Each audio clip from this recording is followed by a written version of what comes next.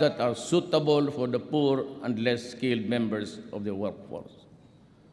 Reforms to ensure competitiveness and promote ease of doing business will be mandatory. Reacting to these needs, the restrictions on the economy will be needed to make more investments to come and to develop labor-intensive industries such as manufacturing, agriculture, and tourism shall be pursued. We must also invest in human capital and ensure equal access to economic opportunities. The implementation of the Responsible Parenthood and Reproductive Health Law must be put into full force and effect.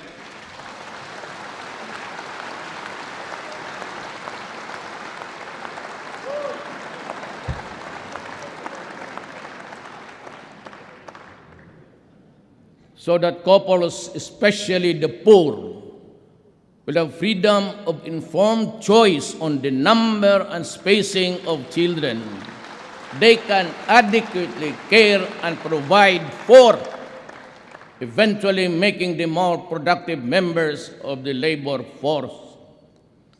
When employment is not an option, for instance, in extremely rural neighborhoods, entrepreneurship will be advocated. We shall also enhance local business environment by addressing bottlenecks in business registration and processing, in streamlining investment applications and process and integration, the services of various government offices. Government financial institutions shall come up with out-of-the-box financing packages to capacitate our small and medium entrepreneurs.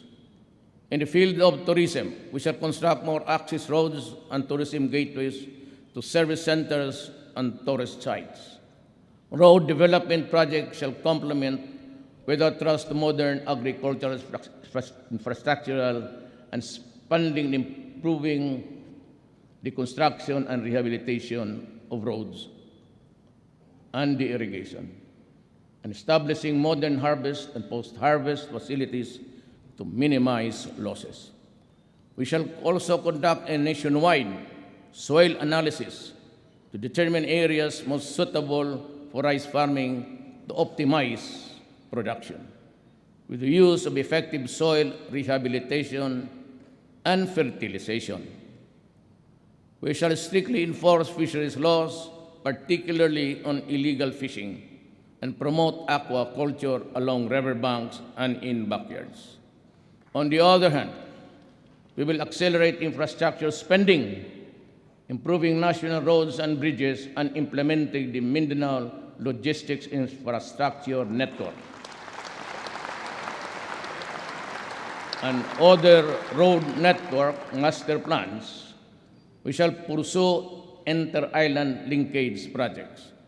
We shall be implementing structural mitigation to measure the address of the perennial flooding in Metro Manila and neighboring areas.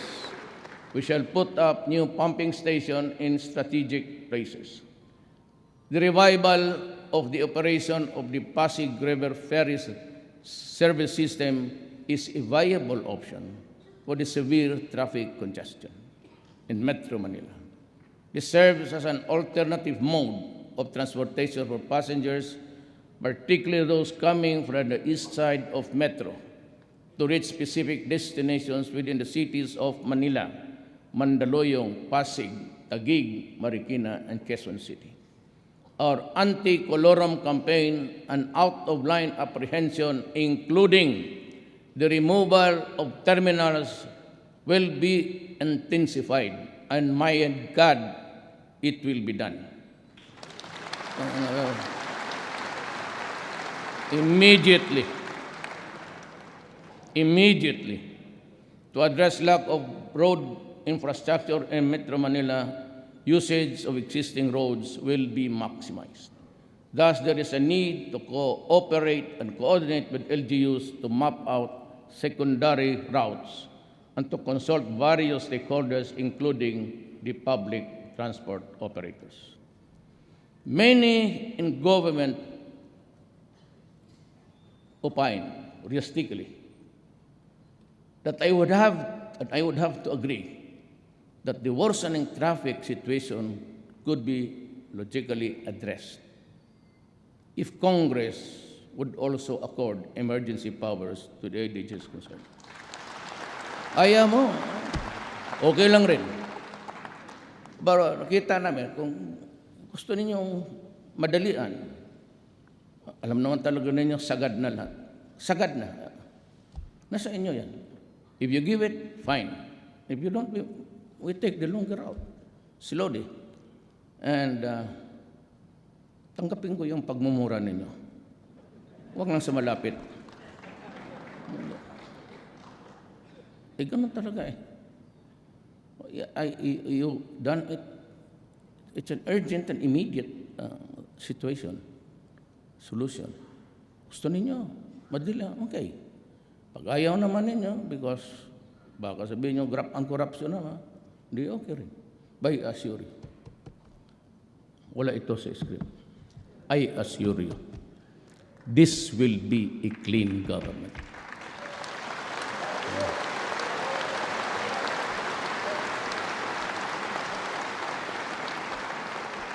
If that is the only worry that you have, and I can understand your misgivings, wala na ito sa,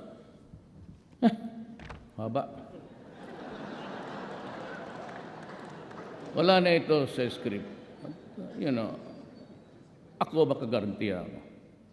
101%, it will be clean. Problem is, I can only act through agencies and departments. That's why I urge you, na basking kunting mali lang, wala akong ano sa inyo. Wala na akong politika, wala na lang. I'm through after this. I just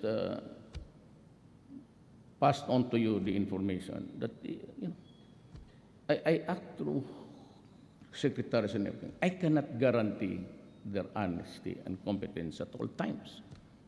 Cabinet members, yes. Pero yung sa baba, yung procurement, yung magbibidding dyan. But as far as I can really, it malinis talaga to. At napag-usapan namin sa likod about the federal system.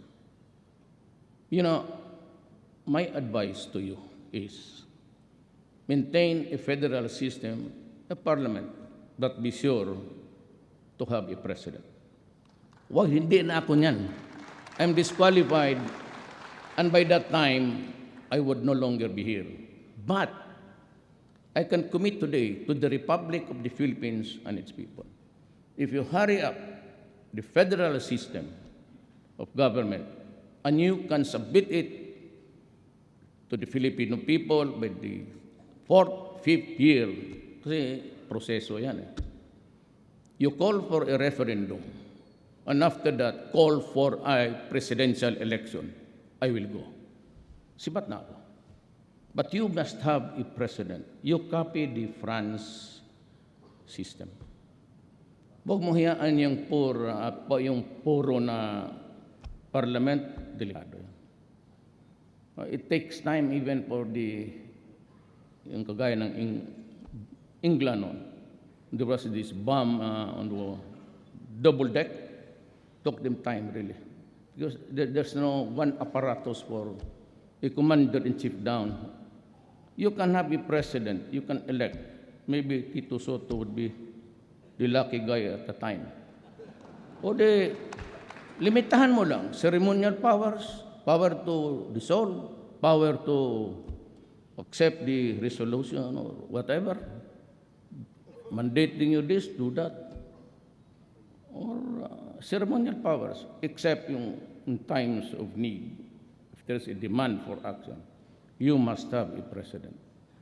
Wala na ako niyan. I said, if you can give me that document, I will urge you to conduct, call for an election the following week.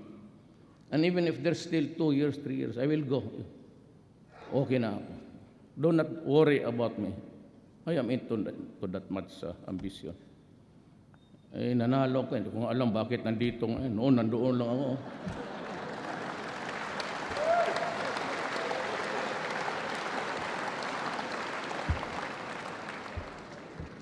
Totoo man. Eh, sino man nagsuporta sa inyo sa akin dito? Wala man.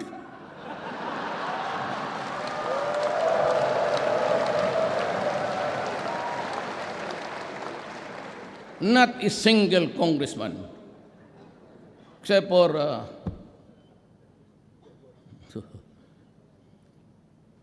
two provinces governor. Yun lang. Wala akong barangay captain. Wala lahat. Pero ngayon,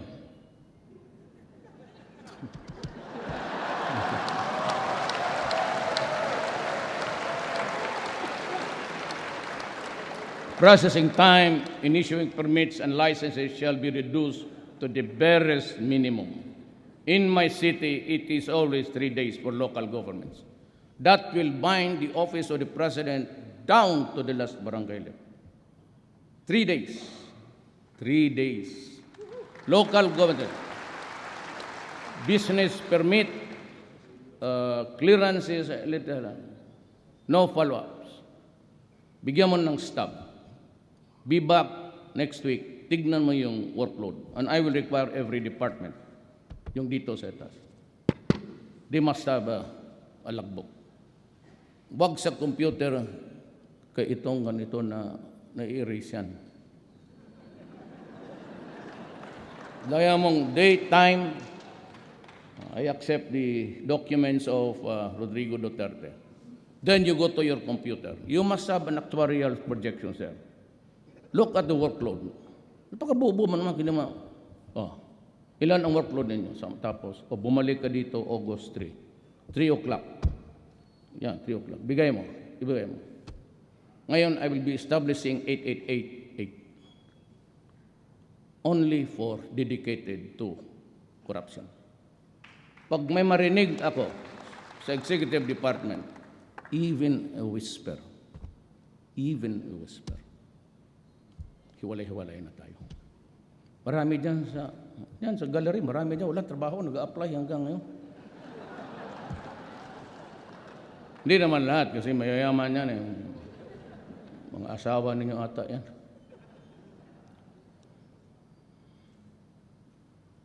While the issuance and distribution of motor vehicle plates at point of sale o through motor vehicle dealers shall be considered.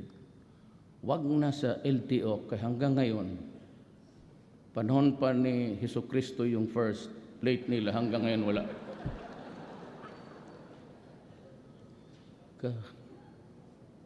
Bayad na yun. Until now, sa awa ng Diyos. For the driver licenses, its effectiveness will be extended from the current 3-year period to 5 years.